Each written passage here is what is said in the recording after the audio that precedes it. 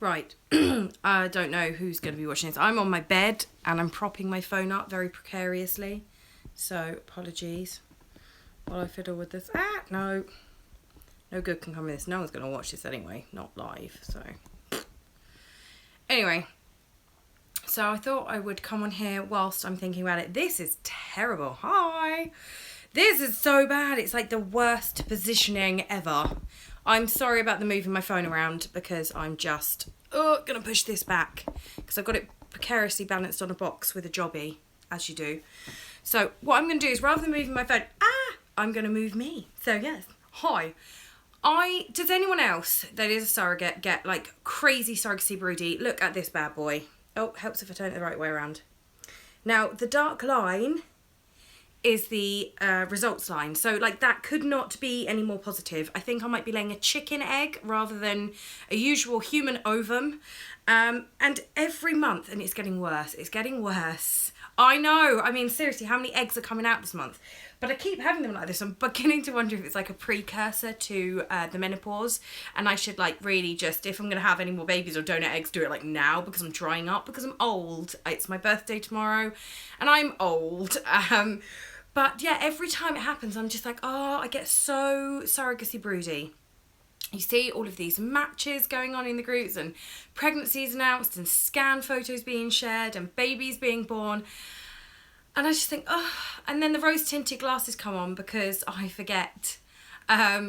Yeah, well, see, Broody in general, so I'm reading that one, was a good positive, thinking, yeah, it's what way.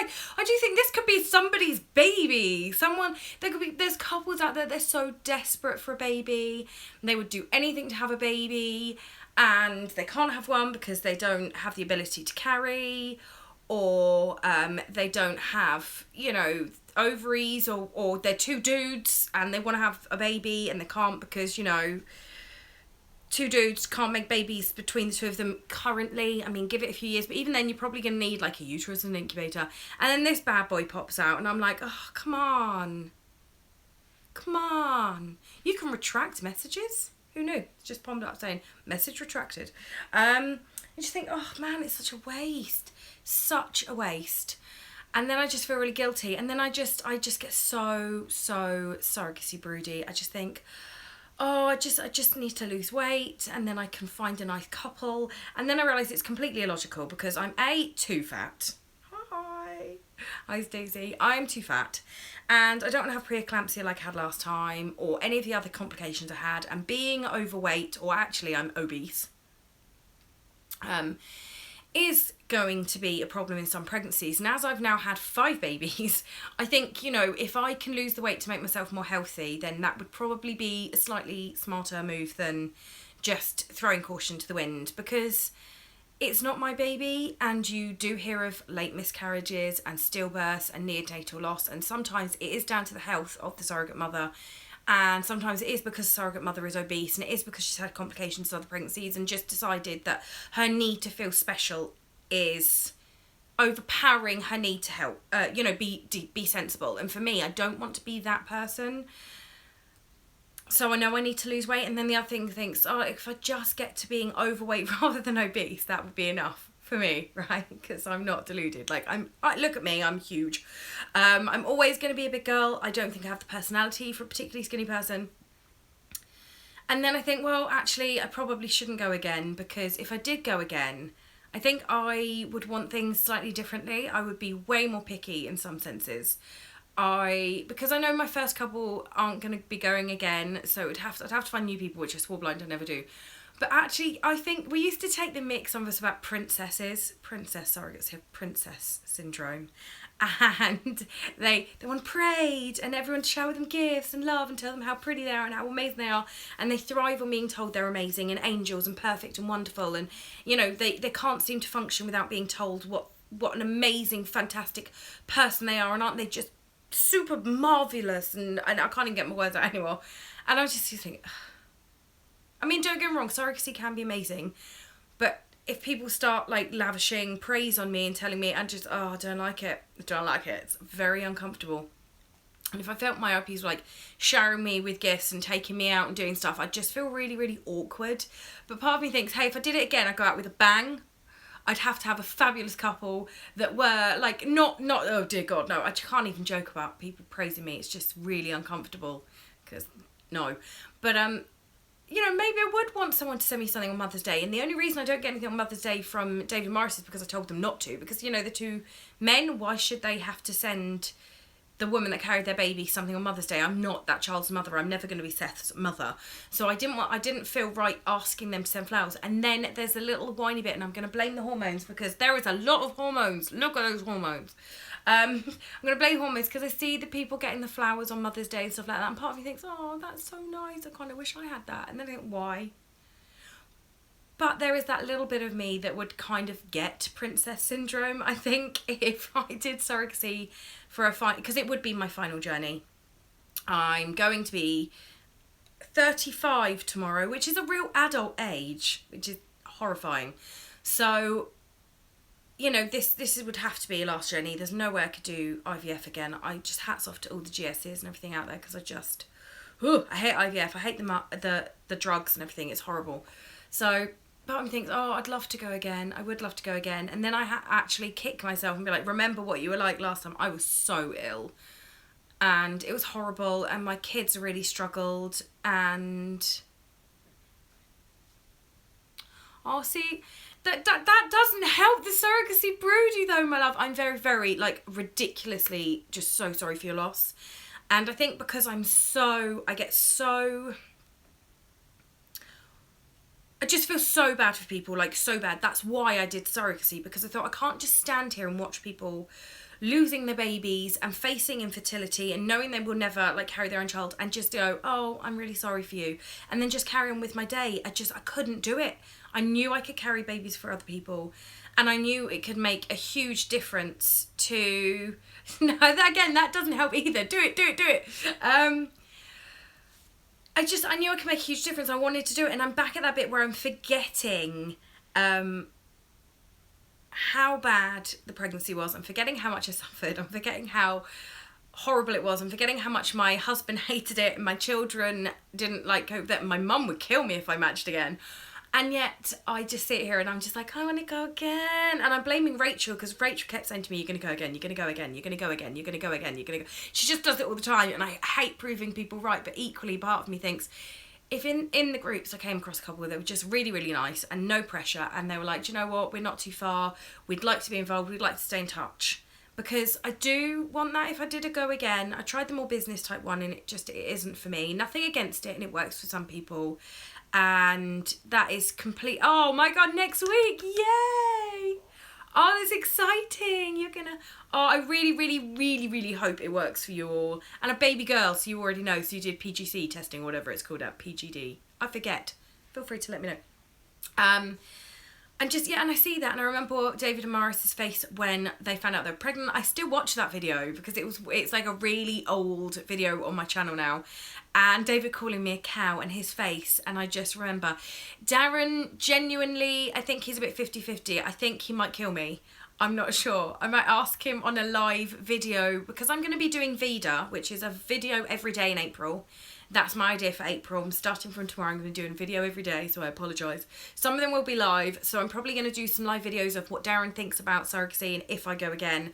And like live asking the kids what they think, if anyone wants to. What I'll do on my Lumdeedums page on Facebook, I will put the days and let you know what time I'm going to do live videos, so you can be there to ask the kids questions. And it may be a little bit like me doing this and staring at the questions coming up, but this way you know I'm not editing it, and you know that the children are being very honest in their answers. And if, like George turned around and said, I don't want you to do it again, Mummy, I hated it, you're going to know that when you see them talking about it, that it's not lies, it is genuinely how they feel about surrogacy, rather than, because I think some people worry. Yeah, they do want a sibling for Seth, but they've got a really, really big house, and they don't really have the money or anything. They've got to work. So sibling for Seth isn't really on the cards anytime soon, if ever. And that's the problem. Like, I kept sort of almost relying on them, which was not fair of me to them. It's not fair on them. that I was like, well, come on, can you have another baby already? Because I want to go. But so if I did go again, I'd probably have to match again. But as I said, I would kind of want a little bit of princess treatment. And I'm not saying I want them to tell me I'm amazing or buy me gifts or anything. I just, no. But I do want that friendship again. I do want that bond that I had with the guys. And, you know, you can't be that.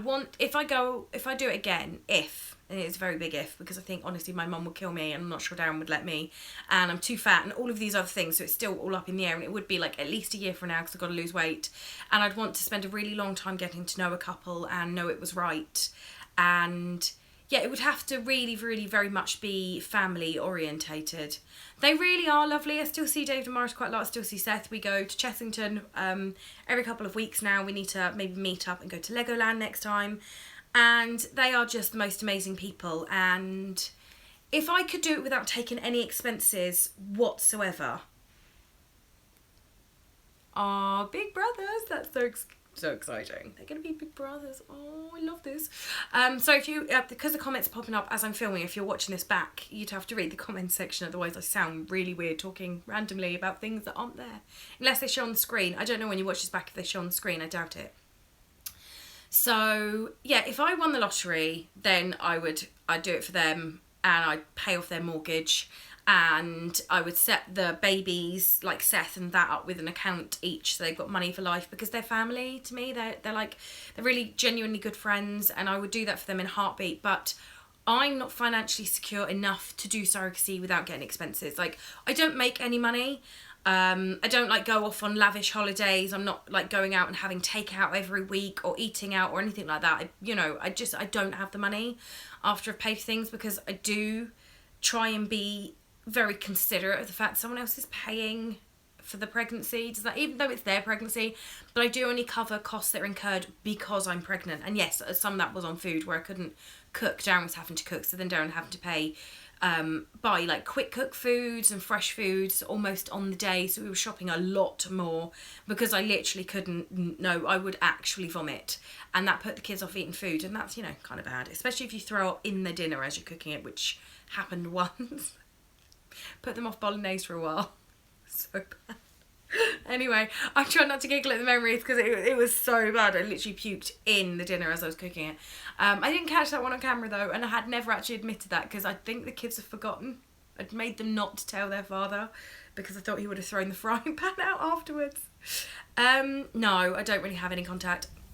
As I said in my Q&A, I said to them if they wanted to maintain contact, they could message me and everything, but I would basically leave them in peace.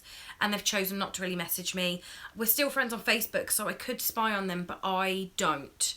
I actively chose to not follow them coming up on Facebook and everything because I don't want them to feel like if I just feel awkward commenting when they've chosen to not really involve.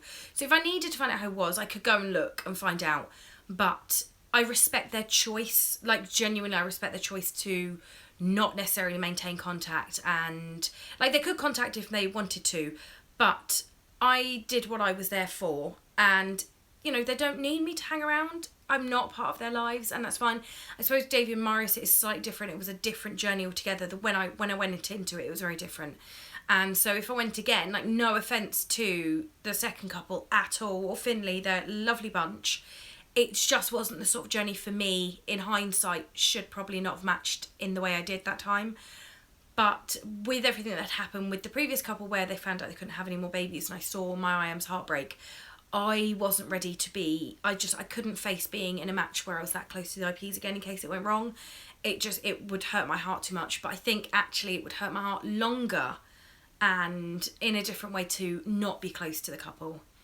First time around where you lost some money, as I remember you mentioning it.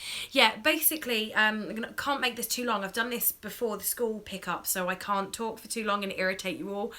But basically, yeah, I matched with a couple that I met through a lady at work, and it took us a while to get pregnant. He had a very, very low sperm count, and it ended up that this is kind of important, it ended up that he had quite a lot of malformed sperm, which they didn't tell me about afterwards. They kept forgetting to bring the paperwork down, but they were just assuring me it was all right.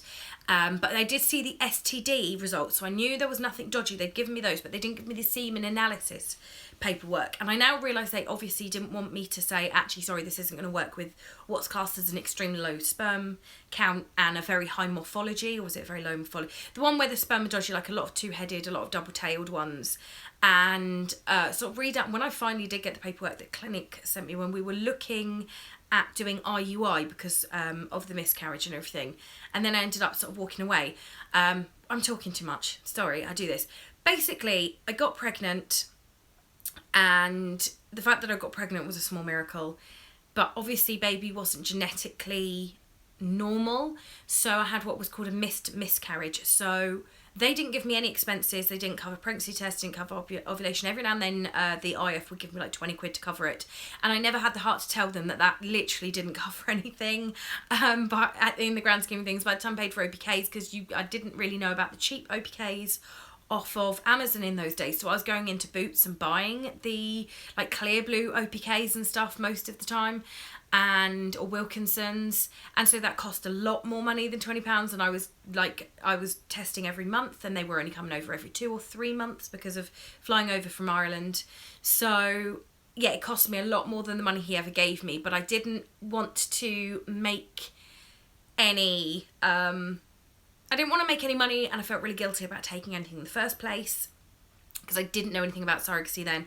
So there I am, I'm pregnant, and they didn't give me any expenses, and I sort of mentioned about expenses covering things. They're like, yeah, we will. And then nothing happened. And then the IS mum, I think, panicked and said to me, look, if they don't cover it, we'll work out what you paid out of pocket, and I'll pay you at the end of the pregnancy. Just work out what you're owed. So it all goes through the court fine. So she didn't want me to be out of pocket, which was actually really, really ridiculously lovely of her. But they were very dismissive. They didn't answer phone calls, and I should have run screaming. But found out that, I had spotting everything. So I ended up going for a scan, and I was 10 weeks pregnant. And so I got in for a bit of an early scan, and it showed the baby had passed away about a week before. So I lost the baby at about 9 weeks, but I was still pregnant, and I didn't realise, and the IF's mum had come with me. And so she said, I'll ring them. I said, no, I don't want them to resent you for the baby being dead. It's, I'll do it. So I rang them. They got very funny and quite quiet. And the problem being, they then ignored me for 4 months. I didn't hear from them. I didn't get a penny from them, which covered anything. But of course, where I'd had the miscarriage, I'd taken a day off of work to go to the scan. Darren had taken a day off of work to have the kids because they weren't in childcare. They're only like 1 and 2 at this point. And so, we both lost wages then. And then I was going back and forth to the hospital. I was having scans and blood work. Then I miscarried at home the night before my D&C or ERCP or ERPC, whichever way around it was booked. And then, of course, I had the spotting and the complications and the cramping and everything in between, so I wasn't going into work as much because I literally couldn't work. And I was really messed up in my head. Like, I knew this baby was in there, but it died, and that really messed with my head at the time. So I ended up not picking up any extra shifts, which meant I was significantly out of pocket because a lot of my income was actually overtime. So I was losing wages, Darren losing wages, and then when I had the miscarriage at home, obviously Darren was off the next day. I went into the hospital. I'd retained products, so I had the ERPC or whatever it was called. Anyway, so then again, Darren was off of work, I was off of work. I ended up having complications and a bit of an infection afterwards. So again, I was off work, Darren was off of work looking after me. So all in, with the days here and there for the blood tests and the scans at the hospital, the actual operation, the recovery, couple of days, because Darren, I had to be watched for like 48 hours afterwards, so the 2 days after the operation. Then when I had the infection, Darren again was off of work because I was going back and forth to the doctors. We ended up taking in less than 2 weeks in that 1 month for both of us. So our income was more than halved. And of course, we still had to pay for the house, and we still had to pay for the council tax, we still had to pay the gas and the electric and food. And so I didn't have the money in my account, and neither did Darren. So we both got bank charges, we both got late payment charges, and it just snowballed from there just because they didn't cover any of our loss of earnings. And people think you make money from doing surrogacy, and you really don't. And of course, when you're both not earning anything because you're both off of work, because I didn't have anyone else that could have the kids, and even if I did, it would have been my mum, who would have also lost wages. You can't just ring up a childcare place and go, oh, I'm really sorry, but I've got to go into hospital to have an operation in next week or in 4 days, because of course you don't get much notice for a miscarriage, or I've got an infection, could you have my 2 children? It doesn't work like that. And even if it did, I would have had to pay for it. And of course they didn't give me a penny. They didn't speak to me for about 4 months, and then they rang up and said, you know, that how upset they were and how devastated they were, and they really got their hopes up and they couldn't cope. And, you know, I get that. I respect that. And I felt really awful. And could you try again? And stupidly, even though I was in all of this debt and had mentioned it, they're like, yeah, we'll deal with it. We'll deal with it. And they never did. And after a while, I just realised that, I was just getting more out of pocket. And they didn't seem to care about me at all as a person. They just wanted what they wanted. And I'm not meaning to be horrible. And I don't think it was like a conscious thing. I think they were just so fixated on the fact that they wanted a baby and I'd lost their baby, that there was a bit of resentment there. I don't know. And it was just really horrible. And so to save our butts, I ended up taking out a loan to pay off all of the money I owed and all of Darren's money. And then of course I was paying that back because otherwise I forget what I'm doing. And so yeah, we just ended up massively out of pocket. And this is, I was thinking I'll do a 5-10 minute video, no one's going to be watching this, and I've chatted for 20 minutes. Right, I'm going to get off, but if anyone watches the end of this, if you're still here, thank you. I will post on Facebook page Lumdeedums. If you just go write in the search bar Lumdeedums on Facebook, my fan page. I hate calling it a fan page, it's not a fan page. It was just easier to have my information out there on one set place that anyone could follow without me worrying about creepy people staring at my kids. You know, I'm just a little bit weirdly doing this, so that doesn't make sense. So what I will do is I will post there if I'm going to ask Darren in a live video or ask the kids in a live video. If you've got any other live videos you would like me to do in the month of April, any questions you'd like me to pose to family or friends or whatever, let me know in the comments below and I will do those. And what I'll do is I'll give you a couple of days warning, or like on Wednesday I will do this video. It's nice to talk to you too. It's a little bit weird when it pops up, but I'm used to doing the stuff on Facebook.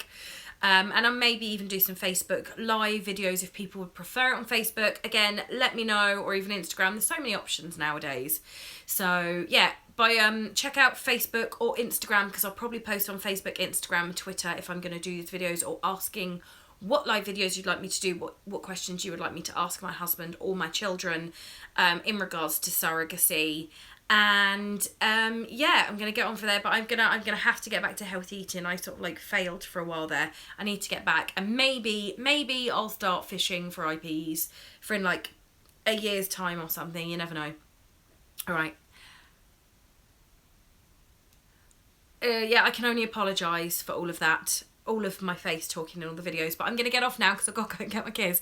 Take care. Don't forget to write anything you need to do below, or message me on Facebook, Instagram, Twitter, or anywhere else. I'm pretty much everywhere, and I'm Lumdeedums on everything because I've got no imagination. All right, take care everyone. Bye.